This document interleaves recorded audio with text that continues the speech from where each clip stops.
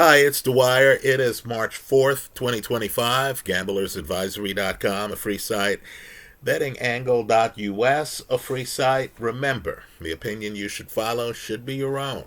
Just consider this video to be a second opinion from a complete stranger online. Let's talk about three stories in boxing right now that I think the boxing hardcore needs to be considering. The first, let's talk about Lamont Roach. Let's talk about Gervonta Davis.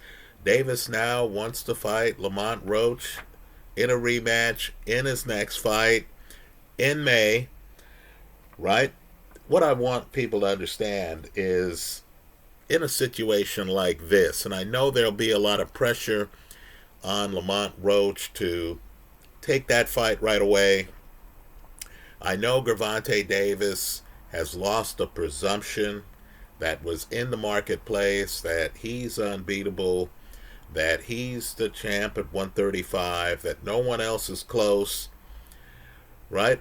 Let me just say, if I have one bit of advice for Lamont Roach, it would be to not take the rematch right away. Whatever the official decision, I understand. Gervonta keeps his belt. Whatever the official decision, understand Lamont Roach is the big winner from that fight. Right? People are hearing about the fight. Understand what they're hearing, even if they haven't seen the fight, is devastating to Gervonta Davis, and it's great for Lamont Roach. They're hearing that Davis, an unbeaten fighter, took a knee. They're hearing that Steve Willis, the referee, didn't count it as a knockdown. They're hearing the flimsiest of excuses being offered by Gervonta Davis. Right? Something got in my eye. It's even worse than that. It's my hair got done. Some hair gel got in my eye. Right? So on the narrative, what's being put forward by the Davis crowd? Lamont Roach looks like a champion.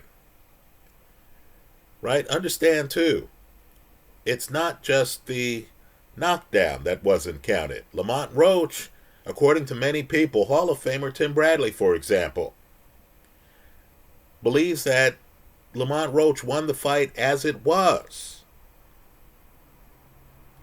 Right? Many people at the fight thought Lamont Roach won the fight. The crowd wasn't thrilled with the draw. And of course, people are wondering how three judges could see this fight and not one of them had the fight for Lamont Roach, right? Two judges had the fight a draw. One judge has it for Gervonta Davis. So Lamont Roach has to realize that as the champion at 130 pounds, if he wants, he can go back down to 130, fight opponents who are easier to beat than Gervonta Davis, get a premium in those fights because now the world knows more about Lamont Roach. Now there are many people who actually want to see him. Right? Understand the buzz about the Gervonta Davis fight, as long as there isn't a quick rematch, is not going to go away. Right? That buzz is going to be there. Let me say this too. If Gervonta Davis is as good as we think he is, right, he's a fighter who needs redemption right now. So he's going to have to fight his mandatory. He's going to have to prove himself. Just understand, even if Davis continues winning, the boxing press is going to want him to fight Lamont Roach again. If Davis continues winning, if Roach continues winning, that fight is worth a lot more in a year than it is right now. Also, Davis might be able to beat some guys who could be troublesome for Lamont Roach. Right? Let's say Davis pivots and he says, okay, let me fight Shakur Stevenson, mega fight. If Davis beats Stevenson, there'll still be buzz. There'll still be buzz for Lamont Roach against Gervonta Davis. Understand, if Stevenson beats Gervonta Davis, there'll be buzz for Lamont Roach against Shakur Stevenson. In other words, Lamont Roach is in the mix. Lamont Roach is now in the high pay category. He doesn't have to dissipate that by having an immediate rematch.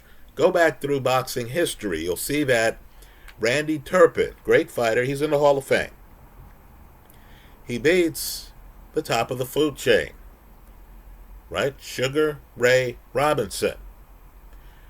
Well, understand, it would have been great if Turpin would have had a year or more to get big paydays against fighters he could beat,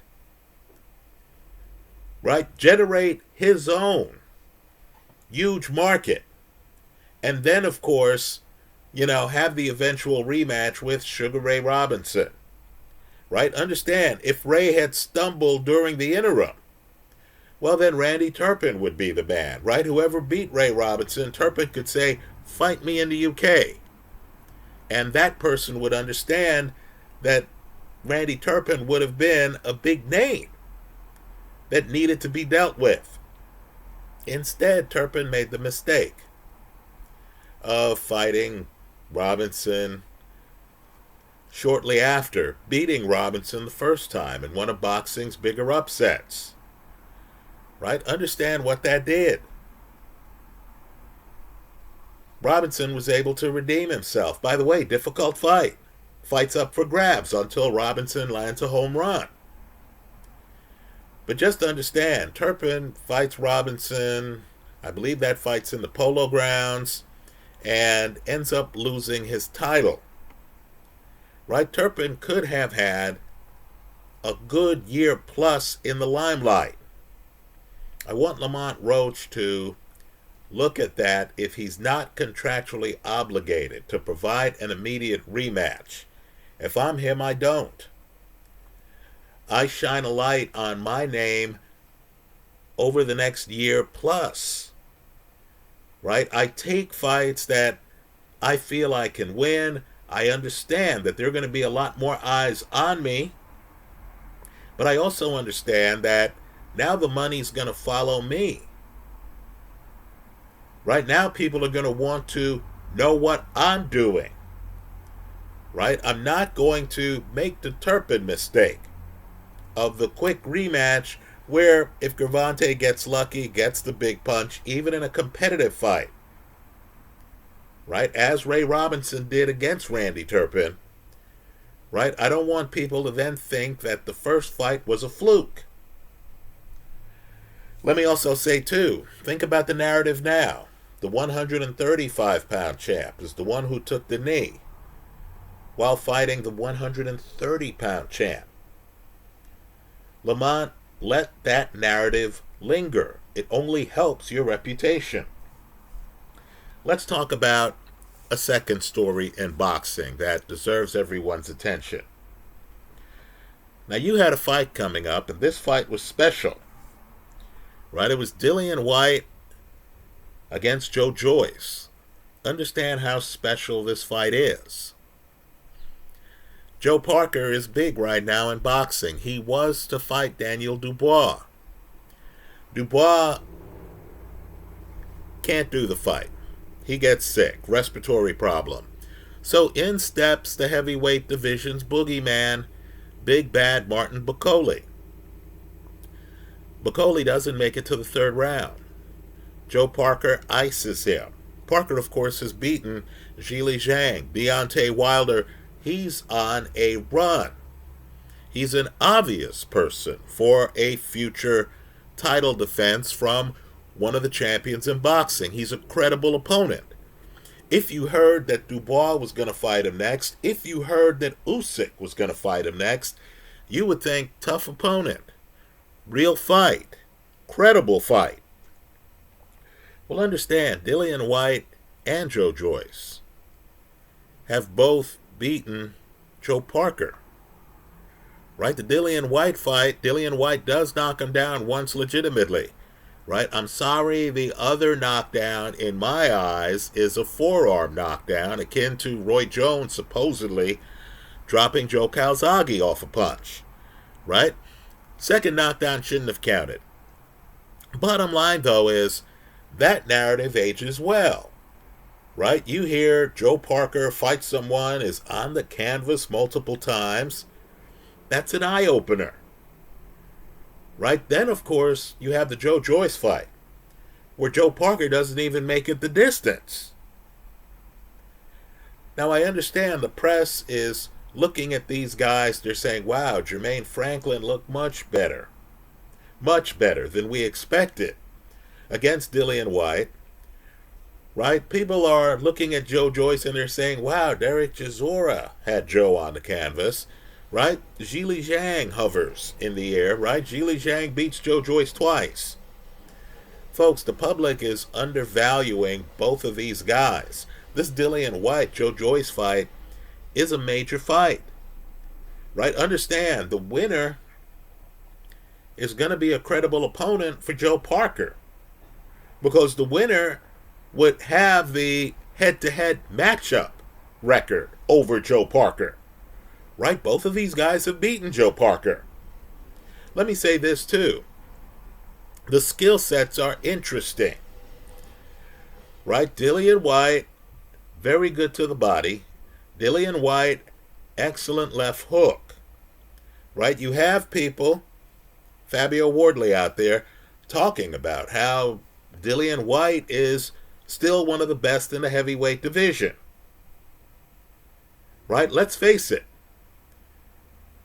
Daniel Dubois is vulnerable. Let's face it too. Alexander Usyk's in his late 30s. Let's talk Joe Joyce. Understand, whatever you think about Joe Joyce still has one of the best jabs in the heavyweight division. Now, I'll agree. The jab doesn't fully translate against southpaws. Zhili Zhang, southpaw, beats Joe Joyce twice. Let's be real about the Derek Chisora Joe Joyce fight. Right, folks? Joe Joyce was doing well in that fight until the closing rounds. Right? It wasn't like Derek Chisora, who just did extremely well against Otto Wallin, steamrolled Joe Joyce. No, Derek Chisora is in a dogfight with Joe Joyce. Some would argue that Joe Joyce was ahead in the fight before the closing rounds. Understand what a unique position Joe Joyce has right now. He not only has a stoppage win over Joseph Parker, he has a stoppage win over Daniel Dubois. So I get the fact that people looking at the heavyweight division, of course, are looking at newer names, right? Ajit Kabayel, right? You know, we're looking at him, we're saying, hey, he's deserving of a big shot, right? I get it. You know, you look at guys who've been on the world stage. Joe Joyce at one point was the mandatory. You look at guys who've been on the world stage and you forget that Dillian Whyte has beaten Joe Parker. You forget that Joe Joyce has beaten Joe Parker and Daniel Dubois. Right? Understand, these interviews of Frank Warren where they say, hey, what's Joe Joyce going to do next? Well, Frank Warren, of course, is helping a bunch of people in the heavyweight division, including Daniel Dubois, including Tyson Fury. We'll see if this retirement lasts. Right? So Frank Warren can't just talk as if he's only representing Joe Joyce. That's not the way the game is played. Right? Warren, of course, is going to say lines like, well, we'll see. You know, we'll find out. Because if he makes a statement that Joe Joyce is still very much in the heavyweight mix, then some other fighters who he has are going to say, hey, you know, what about me? You know, hey, I heard you say Joe Joyce is very much in the mix. I didn't hear you mention my name. Right? So these promoters, particularly the guys who have multiple guys in the division, they have to be, let's use the word, calibrated in their response. Right? We, the boxing public, really can't expect complete candor.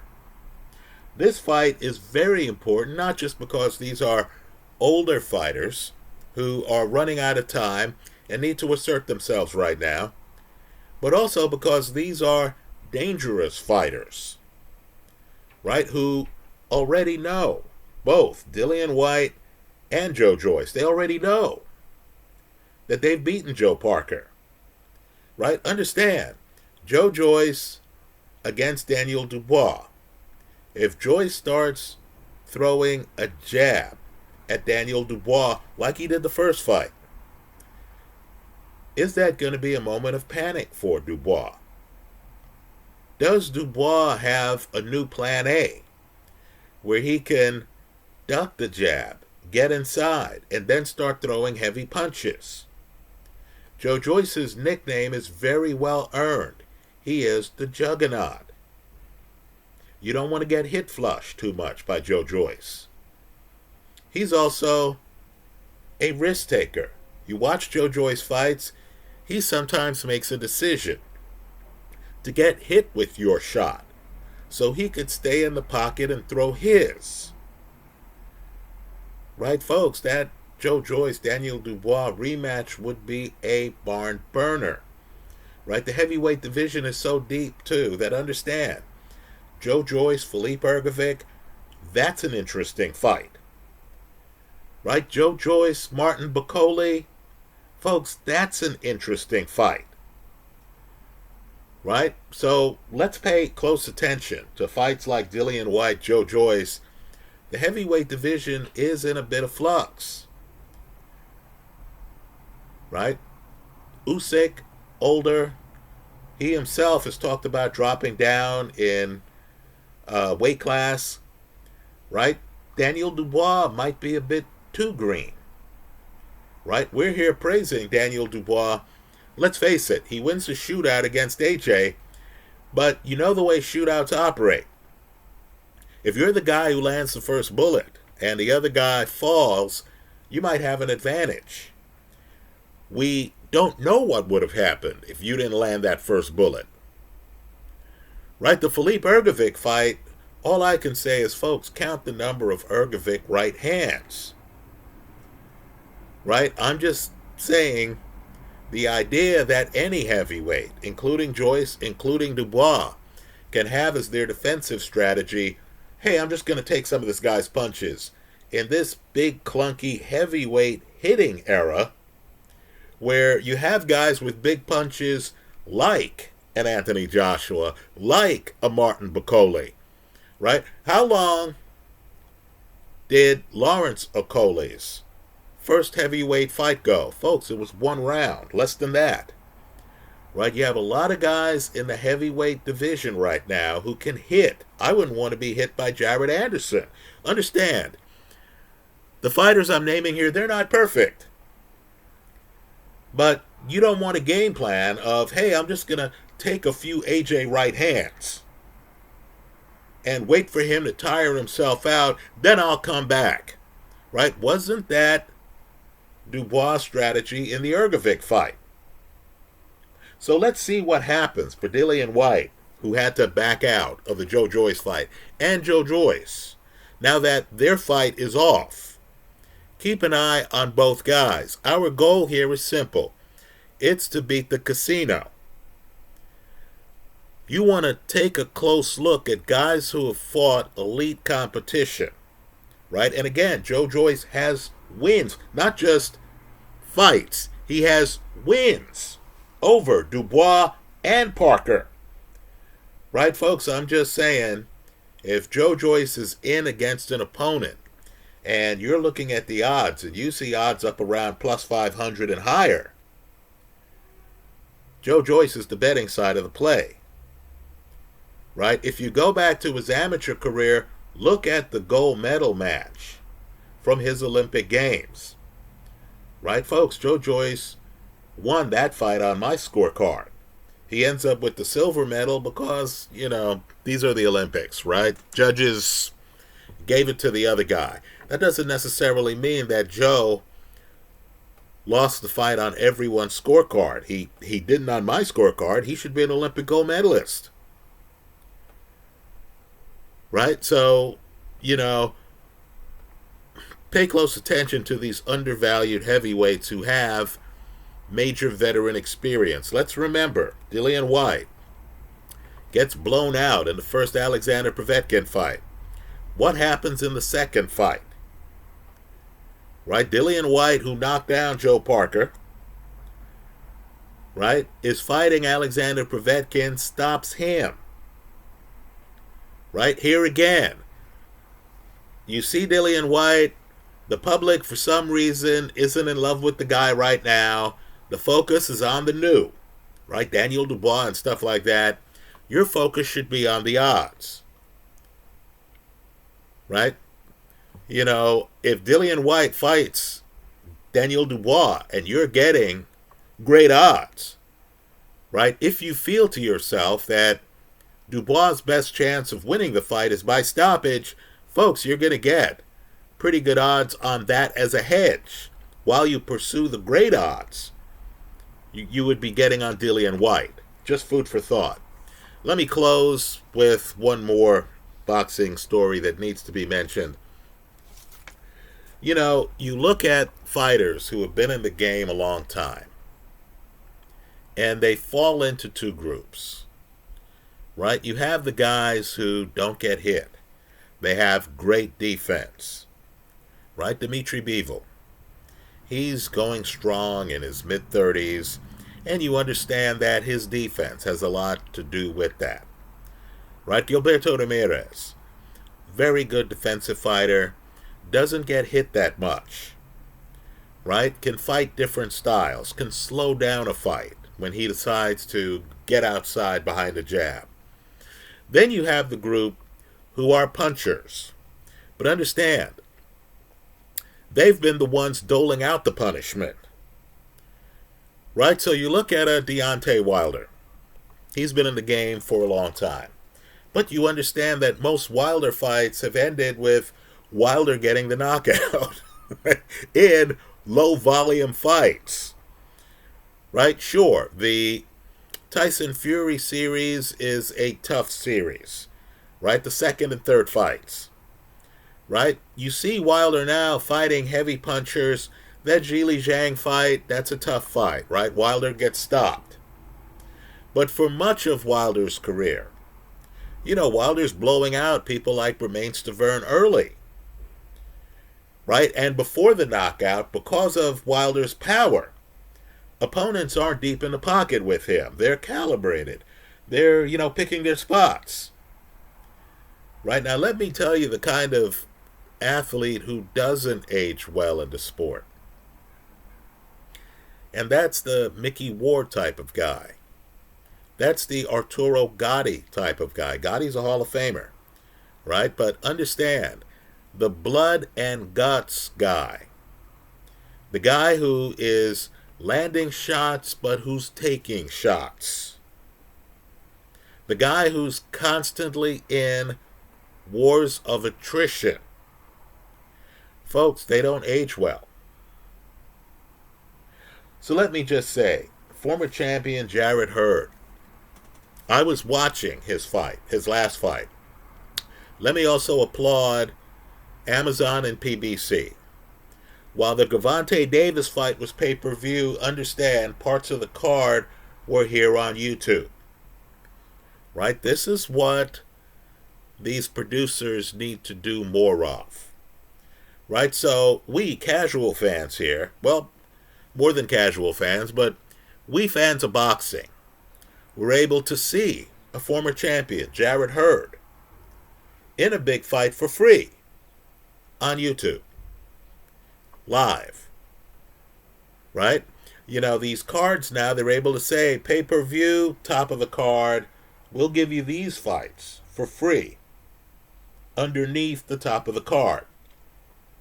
Now, I was watching Jarrett Hurd, and understand Jarrett Hurd has always been blood and guts. Right? He's a guy who is trying to walk down Erislandy Lara. Right? He's a guy who's trying to walk down Julian Williams. He's a guy taking punishment to dole out punishment. Right? He's getting hit everywhere you can get hit. But he has what they call the heart of a champion. Right, folks? That has a shelf life.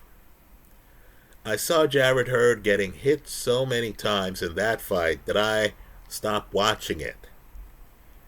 Right? You know, there's a difference between the older fighter who comes back and he's refreshed and he understands he can't get hit with right hands anymore and he's made adjustments.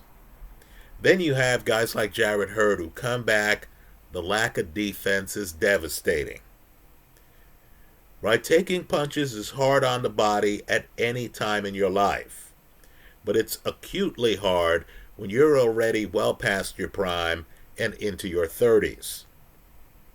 So Jarrett Hurd lost his fight on the Gervonta Davis card.